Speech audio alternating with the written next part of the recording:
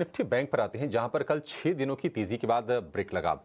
अ, एक मूडीज की तरफ से रिपोर्ट भी आई। उन्होंने भारत के जीडीपी ग्रोथ का अनुमान जो 3% या 6.4% घटा के कर दिया है 6.1%। हम देख रहे हैं कि बाकी रेटिंग एजेंसी रिपोर्ट लेकर आ रही हैं, वहां भी कटा है। आरबीआई ने भी अपना जीडीपी अनुमान ट्रिम किया था, उसको लेकर कोई तनाव की बात है नहीं।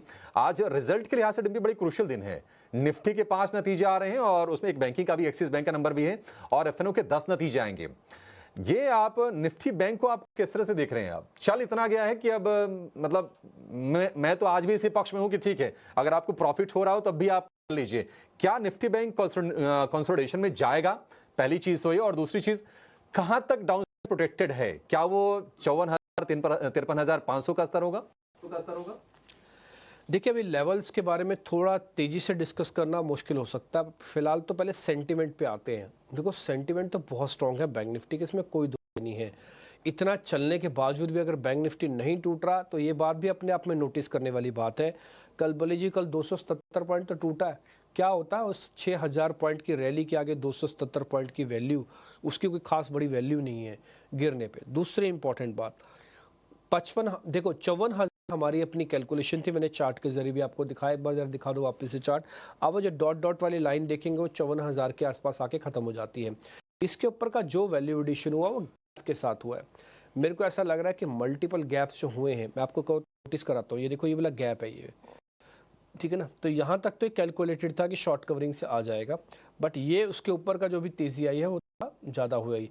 अब आप देखो वहाँ से हल्का हल्का रिवर्सल आ रहा है, तो मेरे को लगता है गैप फिलिंग वाली प्रोसेस पूरी होगी। ये जो गैप आपके पास बना हुआ है, ठीक, चार्ट को हटा दो। ये अगर गैप फिलिंग प्रोसेस होती है तो 54,000 के लिए आपको वेट करना चाहिए। जो फोमो फैक्टर आता है आपके पास, बैंक निफ्टी में स्पेशली आएगा, निफ्टी में तो फिर भी कम आएगा, बैंक निफ्टी में ज़्यादा आएगा फोमो। आपको 54,000 के आसपास आके एक बार वापस से ड्राइंग के टेबल पे बिठाएगा और कैलकुलेशंस करवाएगा कि क्या 54,000 पे हमको आना चाहिए कि नहीं आना चाहिए। मेरा ऐसा मानना है थोड़ा बैंक निफ्टी में वेट करने में समझदारी है। वेट करने में समझदारी वालों के लिए, बोले जी पुराने वालों के लिए क्या करना चाहिए? पुराने वालों के लिए सिर्फ और सिर्फ एक इलाज है, वो है ट्रेलिंग स्टॉप लॉस। क्या रखना चाहिए? 55,000 का। 55,000, 55,200 आपकी मर्जी है, हमने सपोर्ट लिखे हुए हैं। तो 55,000, 55,200 के स्टॉप लॉस लगा के आप पुराने वाले बने रहो।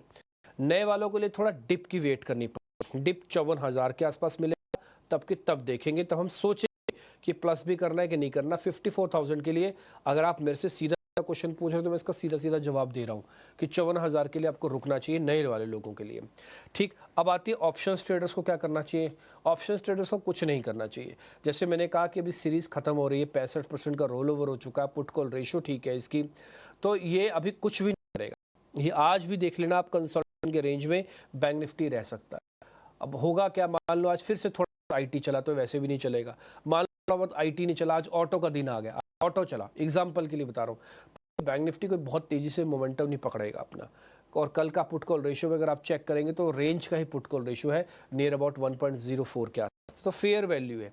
तो ना खोने के लिए है, ना ही कुछ पाने के लिए, सिर्फ वेट करने के लिए है। मेरे को लग रहा है कि जब तक नई सीरीज आप जाते नहीं, थोड़ा डाटा थोड़ा मैच्योर होता नहीं, तब तक कोई बड़ी कॉल मत लेना।